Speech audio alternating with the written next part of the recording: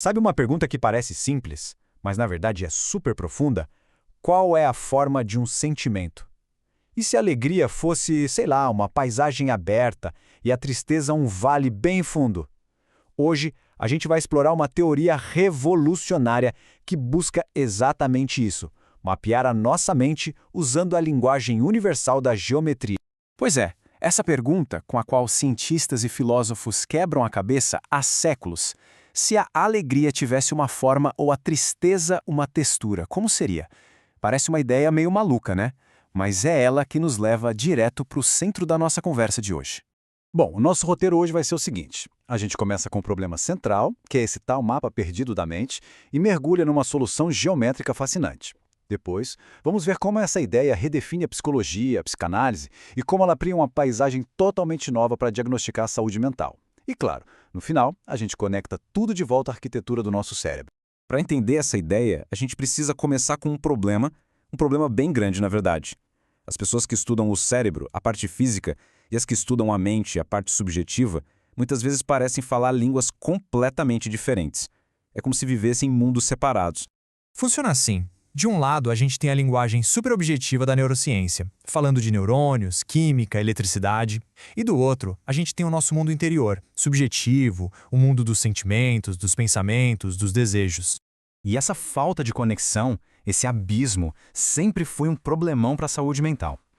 O que sempre faltou foi uma espécie de pedra de Roseta, sabe?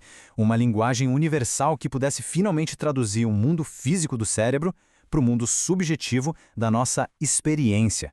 Mas e se essa tal linguagem perdida não for feita de palavras? E se ela for feita de formas?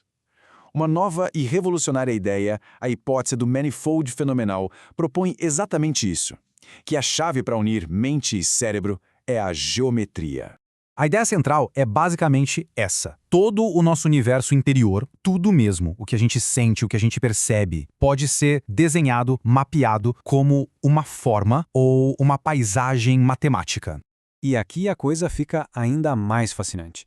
Pense em toda a atividade caótica que acontece no nosso cérebro, milhões de neurônios disparando sem parar. A hipótese sugere que todos esses padrões supercomplexos são, de alguma forma, simplificados e projetados em um único ponto numa paisagem geométrica. Cada ponto nesse mapa é uma experiência consciente.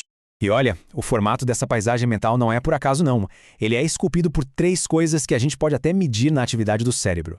A integração, que basicamente mede o quão unificada é a nossa experiência. A coerência, que é tipo o ritmo, a sincronia do cérebro. E a diferenciação, que representa a riqueza e a variedade de estados que a nossa mente consegue alcançar. Tá, eu sei. Tudo isso pode parecer super abstrato, né? Geometria da mente. Mas é agora que a gente vai ver o quanto isso é prático. Vamos ver como essa ideia de geometria pode transformar completamente a psicologia. Começando com algo que todo mundo tem: personalidade e emoções. A mudança aqui é gigantesca. Em vez da gente só fazer uma lista de traços de personalidade, tipo introvertido, podemos começar a pensar na personalidade como a topografia única da mente de uma pessoa. Algumas pessoas têm vales emocionais profundos e familiares, que são seus hábitos e reações padrão, enquanto outras preferem explorar montanhas mais altas, sempre buscando novas experiências. Essa metáfora da mente como um terreno realmente muda o jogo.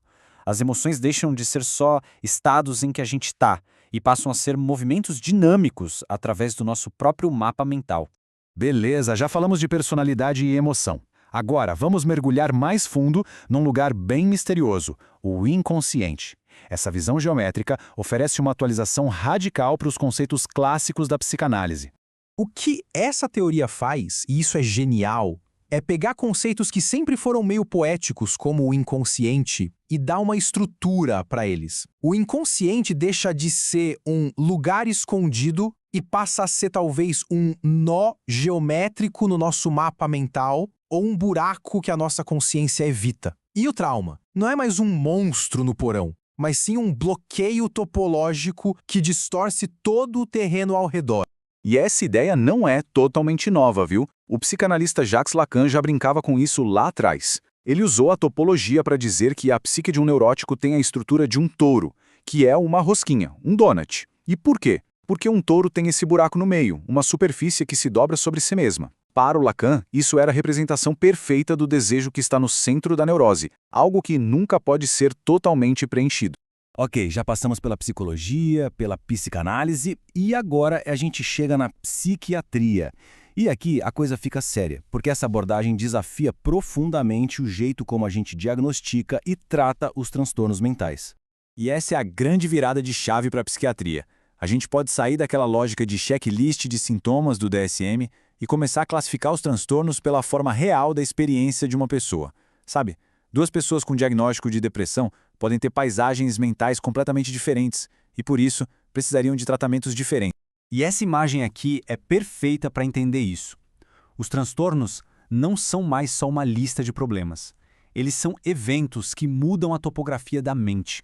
A psicose poderia ser um terremoto, a compulsão obsessiva um congelamento e a depressão severa um colapso total da paisagem. E, finalmente, tudo isso nos traz de volta para a grande pergunta da neurociência, o famoso problema difícil. Como é que a matéria física do cérebro, essa massa cinzenta, consegue criar o mundo tão rico e colorido da nossa experiência subjetiva? Bom, a teoria diz que o manifold funciona como uma espécie de tradutor, uma camada que fica no meio do caminho. Ele pega o disparo caótico de bilhões de neurônios e traduz tudo isso para a experiência unificada e estruturada que a gente vive a cada momento. Isso aqui resolve um mistério enorme. Pensa agora, tem uma imagem aparecendo, uma voz falando e os próprios pensamentos surgindo na cabeça. Como é que o cérebro junta tudo isso numa coisa só, numa realidade coerente? A resposta, segundo a teoria, é: ele tece tudo isso num único objeto geométrico. E é por isso que essa hipótese do manifold funciona como a nossa pedra de Roseta. Ela cria uma linguagem comum.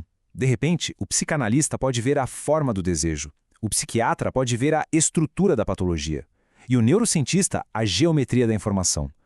Finalmente, todo mundo pode conversar na mesma língua. E isso nos deixa com uma reflexão final que muda tudo. Talvez a mente não seja algo que o cérebro tem, mas sim a forma que a nossa experiência assume a cada instante. É geometria dinâmica e em constante mudança da própria consciência.